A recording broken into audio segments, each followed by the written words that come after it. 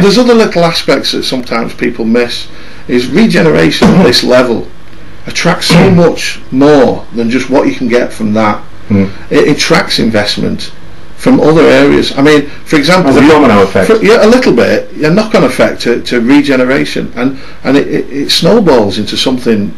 I'm not saying there's going to be more houses and everything else, but it attracts business onto the industrial estate. It'll bring jobs to the area. I mean, you were in the Wharf the other day. Yes, it's a lovely development. Well, then that development was built. As soon as that got finished, there was a building went up straight over the road, because it kind of, the village has just, that's the thing, flourished with there seems to be an air of encouragement. You've had all that new street furniture. Yeah, I don't think the word. Making it. The investment and the regeneration of the village. Where as you come into Burscough over the bridge, those lights and the artwork and everything looks else good, and doesn't stuff. it? Yeah. You mentioned village. Yeah. Do you think sometimes it's the emotional side of losing a village to what will become a town, and before you know it, it's not Ormskirk blank Burscough. It's one. As a Burscough lad, and a 42. Yeah. I remember waiting in the village for a bus to go to my home down Moss Lane on the way into Rufford, and the street was cobbled. There was no roundabout, there was no Tesco's.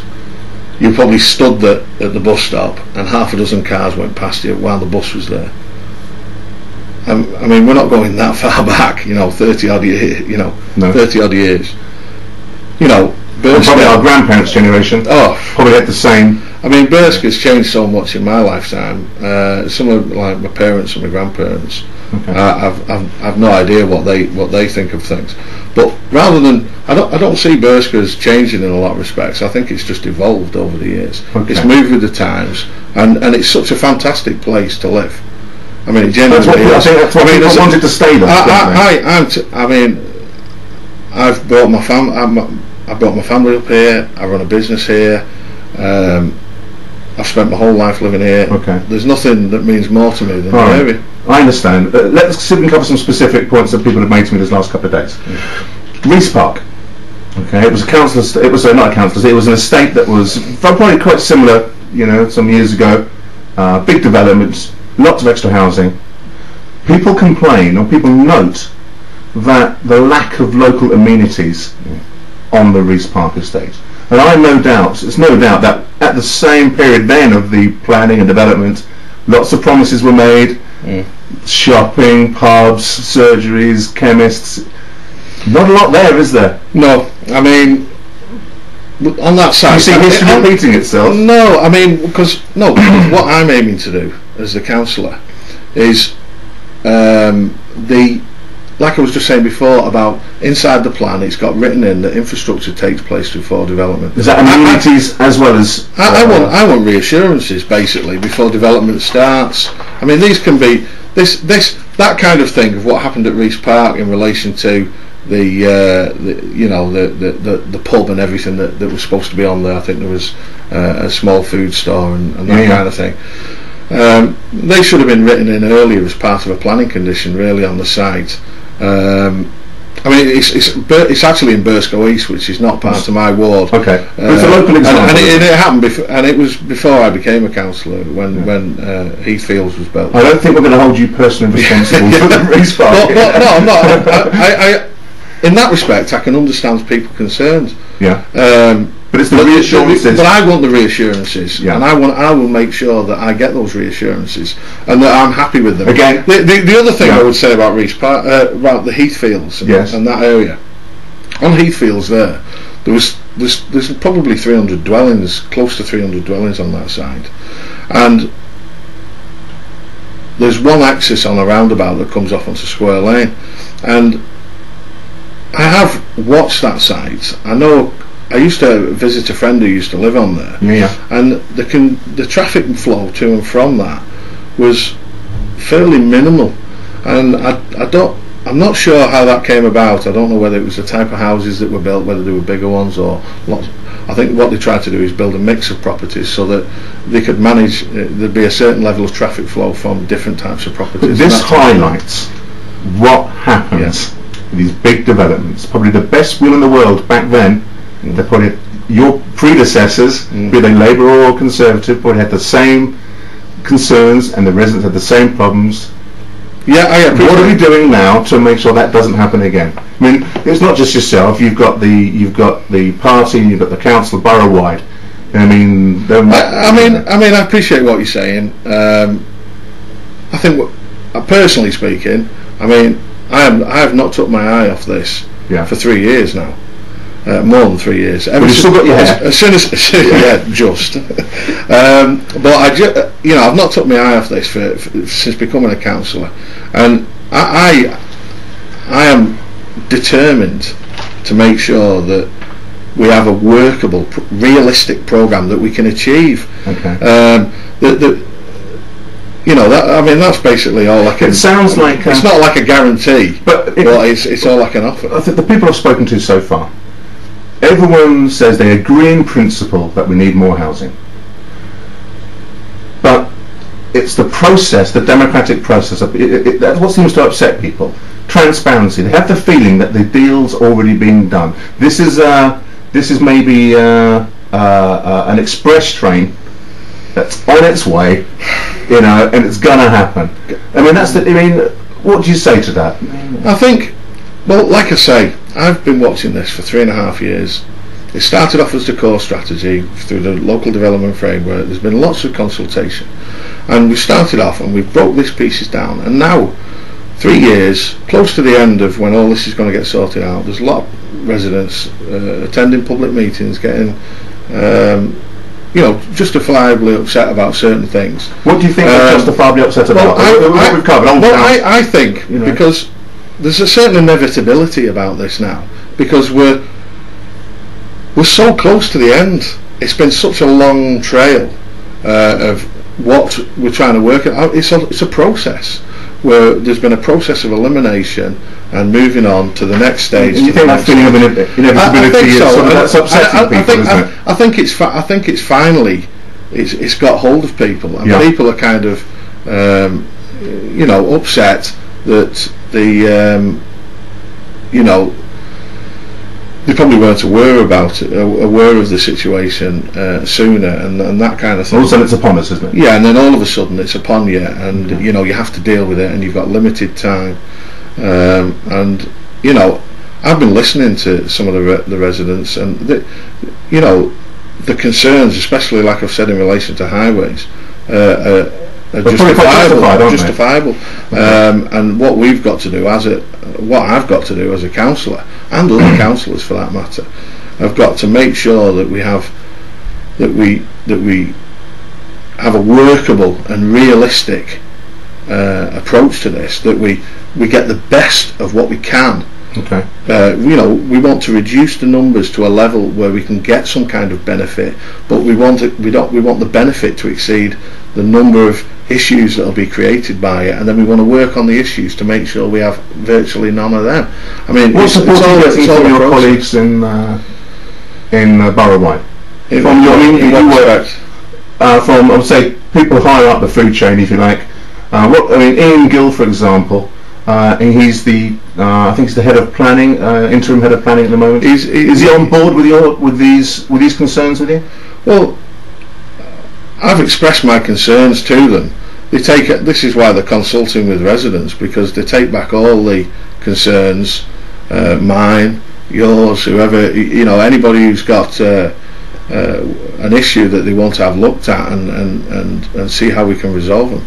Yeah, I mean, Ian Gill is the man you need to speak to. Okay. He's the man, and you've addressed your concerns. I've been to see officers on a number of occasions and organised meetings and spoke to them, and expressed my concerns, and I've expressed concerns of residents that have come to see me, and I've forwarded them on. I've also advised residents that I've realised have got concerns. I've told them who to contact and how to get in touch with them. When's the next public meeting? Kind of there's not one in Burscough. There's not one in Burscough. No. It was commented on Saturday obviously everyone has busy weeks. But it was commented that there was actually no one from the administration. I mean, obviously there was some, I use the word junior, I don't mean that in a disrespectful way, but there were people who were maybe part of the process but not necessarily decision makers there to face people with and their concerns. Is there an opportunity for those decision makers to meet and listen? They might, I mean, we'll get a hard time, but listen, address some of those concerns face to face. Yeah, I mean, if people want to contact me with their concerns, I'm happy to take forward and either take them forward for them, or do you think you're going to try and give me the information? Yeah.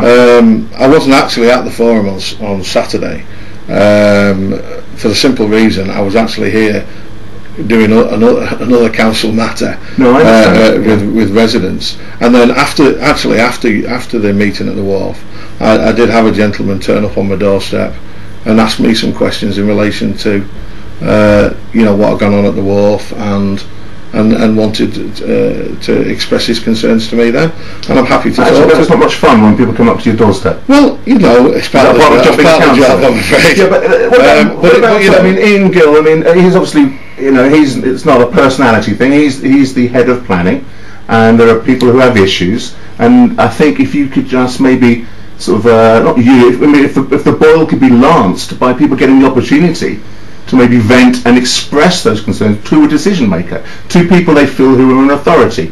And that wasn't obvious on Saturday, and maybe that wasn't obvious to people at previous meetings. Is that something you'd agree with, or could you, what would you say the flip side of that is? No, I don't think I would agree with that completely. Okay. I mean, we have had numerous. This is not the first consultation process we've had. There was another previous meeting a week or so ago at the Stanley Club. There was another consultation at another stage, and so on and so on, going back and back and back. So there has been a series of consultation at certain points along. There's also been presentations at council and things like that. People have had information sent to them via the local press on wraparound. So your feeling is it's not as if this is the stage one of the process, is it? I mean, you think there has been ample opportunity? Well, like I say, it is gathering momentum now, coming to the end of this process. But like I say, I've been involved in it for 3.5 years, and it is gathering momentum. It's something I've taken a lot of time to make sure that I'm aware of what the detail is, and reading all the documents and the consultation responses and things like that, and who's responded to what, and the response that was given back to them, and there's a lot of people. There has at the last consultation, a lot of people put forward their concerns, and one of those concerns that we haven't really covered is, it's part of the process for deciding where and how this development is implemented, is people have mentioned greenbelt. Now, I think greenbelt to planners probably has quite a technical meaning, and there are as you mentioned, I think there are different grades of greenbelt. But that whole greenbelt phrase has a very emotive, it's like a trigger for people. Building on greenbelt. I mean, you get the impression it's building on grass, it's building on fresh countryside. Well, I mean, everything's been built on greenbelt at some point. Yeah. I mean, land gets redesignated. The idea of the local plan is to redesignate greenbelt land for housing and employment. Are there not brownfield sites that could? There's brownfield sites as well that have been that are being developed. I mean, in Ormskirk you've got the. I mean, is it simple? Is it simply that maybe developers make more money if they can build on fresh greenbelt than having to redevelop and clean up brownfield sites? I mean, that's what people are concerned about. They think that maybe greenbelt's being gobbled up at the expense of. No, I mean, we're talking about 4,650 homes that have to be provided for over a borough wide. That cannot be met with just brownfield sites in the area. Okay. We're having to look at these greenbelt sites. The one at Yew Tree Farm, It's centrally located.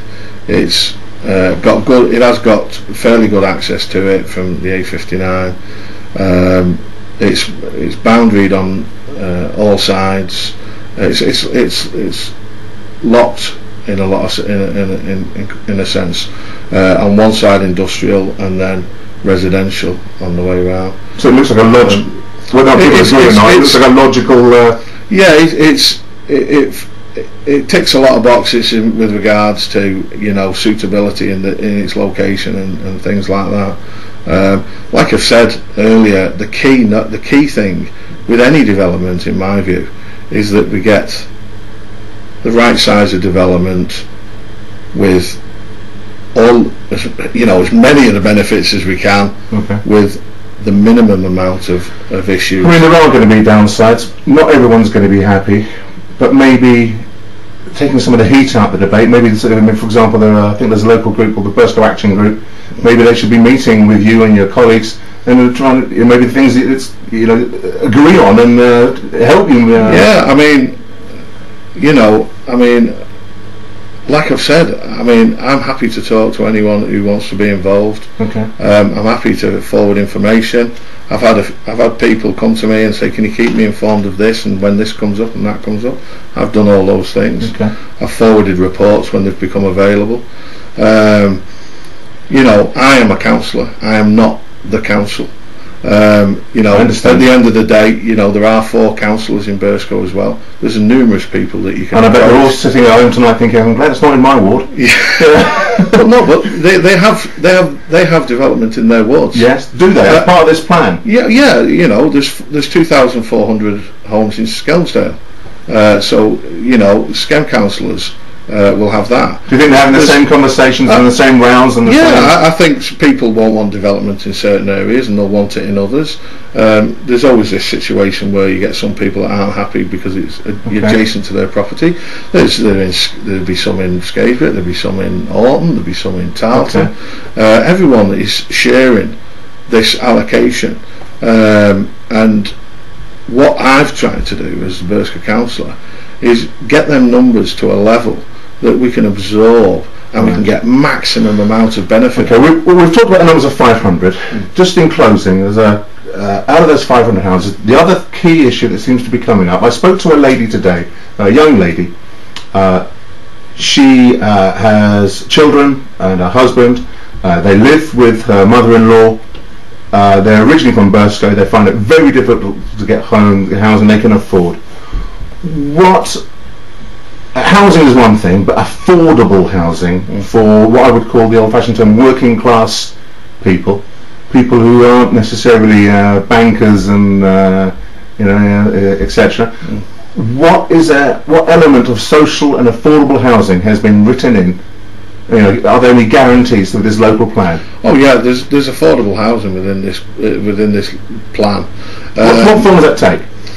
Well, is it housing association? Is it there'll be social housing. What we've got. Yeah. This is the other thing we've got to. Out of the 500, have we got any idea of numbers? Or?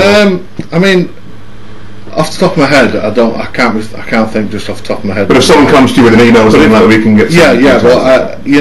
There is social housing in relation to this development and others across the borough in all the other sites. And what we've had to consider as well as councillors is we have a waiting list of like circa 2,000 people on the families on the housing waiting list. A percentage of that will be available in Burscough, a percentage of that in Skelmersdale, a percentage of that in Scathebrook, Orton, Ormskirk and what have you.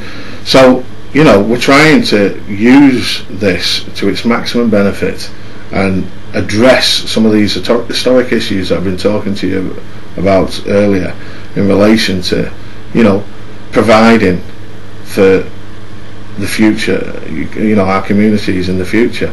And that is something I'm really interested in, making sure that we have a certain number of affordable homes, social housing, so that we can get families living in our area at a rate that they can afford. Okay. Jason, I really appreciate you talking to us tonight, and I don't imagine this will be the last time you have Yew Tree Farm mentioned to you the next couple of months. No, I noticed that your re-election coming up in spring. Yeah, I'm up for election in May actually. Okay, what's the message you're going to take to the voters regarding Yew Tree Farm? Succinctly, if we can. Well, basically, I have been working tirelessly on this for the last 3 years. I'm trying to make sure that what we allow to be developed on that site is of a degree where we can solve a lot of the historic problems that we've had in Burscough in relation to drainage, in relation to highways, in relation to schooling, okay. A new school and things like that. Yes, go ahead. Yeah, but B, try and negotiate. Yeah, but we want the best deal for Burscough. We need to make sure that we come out on top. And as somebody who's lived here all my life, I won't accept anything less. Well, I appreciate it. I think you're probably going to have to try and reassure people. But thank you very much for seeing me tonight. I realise on some issues, as said, some issues you're going to be on top of the pile, and other issues you're going to be in the bottom. And we do our best. You do that. Well, thanks very much for talking to us tonight. Okay, thank you. Cheers.